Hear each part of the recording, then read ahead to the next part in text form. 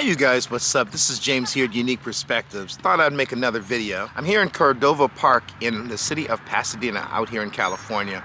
And I thought I'd make a video about the idea of wishy-washy, inconsistent friendships.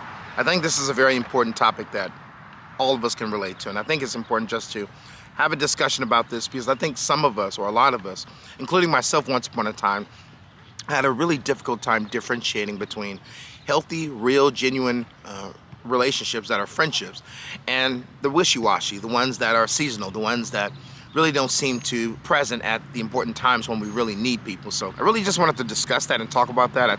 Obviously I know as human beings this is something that we all deal with, so just wanted to talk about that. In Proverbs 27:17, the Bible says, iron sharpens iron and one man sharpens one another. Within the church, we have always understood traditionally that when you are surrounding yourself with people that are being ministered by God, that they are transformed by God, we can sharpen one another. Sometimes that sharpening comes out as, hey, I need to move and I need a few people that are going to be reliable, that are going to help me move. There are plenty of times we have come together as a church and as a body and helped somebody move that really didn't have the money to pay anybody to move, and it's really nice to know that you have a community of people that love you enough that they're willing to do things that and not ask you for something in return, like, hey, give me this money, give me this, give me that. Now obviously if you're in the position to help or do something, you want to do that, but it's important that you have a community of people that actually want to do things out of the kindness of their heart because they love you. So that's really one of the first points I really want to bring.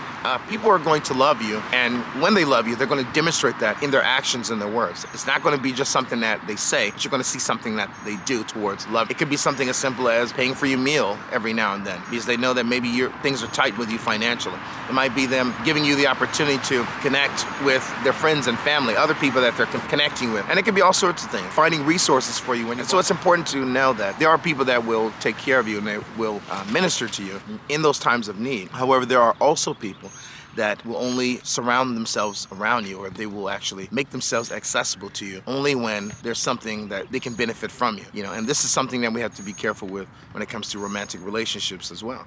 There are men and women that will only make themselves available to you and accessible to you when you can do something for them. Maybe it's money, maybe it's sex, maybe it's attention, maybe it's something of the nature of giving them something. It could even be just your presence. It could be a woman and she just wants the presence of a man, masculine energy, and so she will continue to surround herself with a male friend that, I don't know, maybe she's had a romantic connection with, maybe she hasn't, but she will use you, the man, as that masculine presence until she finds someone that she really wants. It's the same thing with some guys. Some guys will only surround themselves around people or make themselves available to people, rather, that they can benefit from. Maybe it's money, maybe it's sex, maybe it's attention. They want that feminine energy around them. They don't necessarily want to commit to that person, even in a real genuine friendship, but they want to have access to that. So they will do the bare minimum so they can accommodate that person and keep that person accessible. And so it's important to be able to recognize when you're possibly being used. One of the things I really want to talk about also is the idea of a person treating you like a toy. I use different analogies to explain this, but I feel like it's pretty straightforward.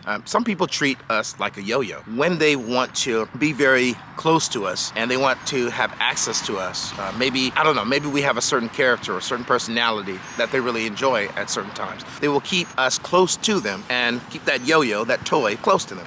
But whenever something is going on and, maybe they don't really see us as an asset within those certain seasons in their life. It could be dating. It could be they are becoming successful in their business. It could be all sorts of things, but they will want to extend that yo-yo and they will keep that yo-yo or us away from them because now they don't have any use for us. We don't have a role in their life for that particular season. So there's no use for us. And then maybe they say, oh, hey, I miss you. I want to spend time with you. So they'll bring us back. Hey, I want to have access to spending time with you again. Maybe I miss your presence just for a little bit. And then when they're done with you, they'll extend you back out and now you're away. And so it's just a game and it's a routine. And if you allow them to keep going back and forth, they'll do it for the rest of your life. And so I really want to, encourage all of you out there. You're obviously interested in this topic, but do not allow anyone to play around with you like a toy. If they're going back and forth, draw a line in the sand and sever ties with them. They're not treating you like a human being. They're treating you like a toy. And it can also be for people with the whole sex dynamic as well. There are some people that will want to have access to you simply because of sex. It's not because they respect you. It's not because they love you. You are convenient for them to have around. You're just convenient. Maybe they like your status as a human being. Maybe you're popular among certain groups, so they want to be up close to you. Maybe they like a few things that you say. Maybe they like your style, so they'll just want to be around you for that. They don't love you. They don't respect you. They don't really want to be your real, genuine friend in a long-term association with you, but they will temporarily deal with you because they like to get the little benefits. Like I said before, it could just be your energy. It could be a female, and she just wants a masculine energy around. That's your role to her, is you to fill in that gap because she's not married, or maybe she's not dating, or maybe she's not whatever, you know? And it's the same thing on the flip side, vice versa. There are men that are looking for feminine energy, and so they will entertain themselves with women that are easily accessible, even from a sexual standpoint, because the woman is insecure. Maybe she has father issues that she never dealt with.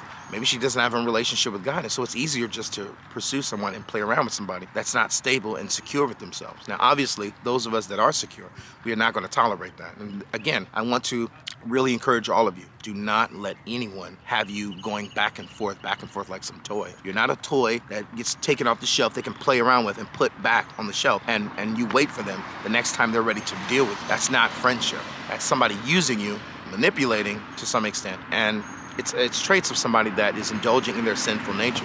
You do not want to be a part of somebody's life like that. So I think it's important to draw a line in the sand. You can be very polite. You don't have to be rude, but let people know, hey, I am not a toy. I'm not going to play around and make myself accessible every other season of your life just because you're having a hard time every now and again. So it's really important that you demonstrate that. You're made in the image of God. You have value, you have worth, you deserve respect, you have an innate value that reflects your creator, God, and you deserve to have people around you that actually care about you. So I want to just go through a few verses and, just share some thoughts before I let you guys go. That's okay. John 15:13 tells us, greater love has no one than this, that someone lay down his life for his friends. Obviously, when you love somebody, you're willing to sacrifice not only your life, it could be finances, it could be your time, it could be you speaking to somebody until 3 or 4 o'clock in the morning because they're going through a difficult time in their life. And you have work, you have school, you have responsibilities, but you love them so much, you're willing to sacrifice even that sleep because they matter to you. And so people that love you are going to make sacrifices for you. I'm not talking about they're going to do everything for you. That would be enabling. But I'm talking about somebody that they're willing to sacrifice things for you. Sometimes they will inconvenience themselves to some extent just to make sure that you are okay. And hopefully vice versa. The idea is to have a mutual understanding. Proverbs 17:17 tells us, a friend loves at all times, and a brother is born for adversity. One of the things I love about this idea is it says a friend loves at all times, and I really want to just unpack that. I think sometimes we have people in our lives that, and I was going back with the yo-yo, just returning back to the yo-yo analogy. There are some people that see us as temporal beings, temporal people, and we don't have that much of a value. We don't have much value to them. So they will have us every other season in their life because they're really not consistent. And so when it comes to my relationships with my real friends, it's not seasonal. We stay and remain friends at all times.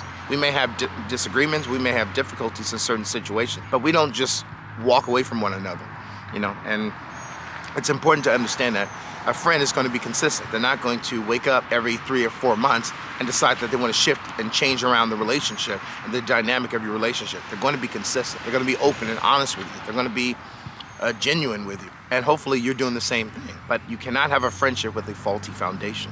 You cannot build on a faulty foundation. It does not work. 1 Corinthians 15:33 says, do not be deceived. Bad company ruins good morals. This is the last verse I really want to discuss because I feel like it's pretty straightforward. I think some of us, we are under the impression that sometimes we can tolerate people with very bad habits. Maybe there's a male or female that are promiscuous, and you assume, okay, well, that's just what they're doing, and that's their life. But if you call them a friend, they are reflecting you also. They are reflecting who you are. And so you have to be very careful with who it is that you associate with, because birds of a feather tend to flock together. Even if you are in a marriage, maybe you are intrigued by the idea of promiscuity.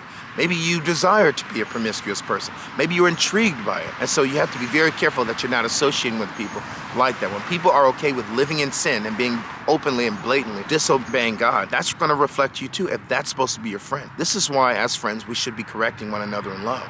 Now, there are a lot of people I've had in my life that I've had to have some very harsh difficult conversations with because I love them enough and I know that no one else loves them enough to actually tell them the truth. If I have a friend that's telling me that he wants to teach the Bible, but he's living with his girlfriend, I'm gonna have to tell him, hey, by the way, buddy, you're not in a position to teach anybody about the Bible and its precepts because you're living in sin right now. You have to fix that before you even consider if you're qualified to even teach God's word.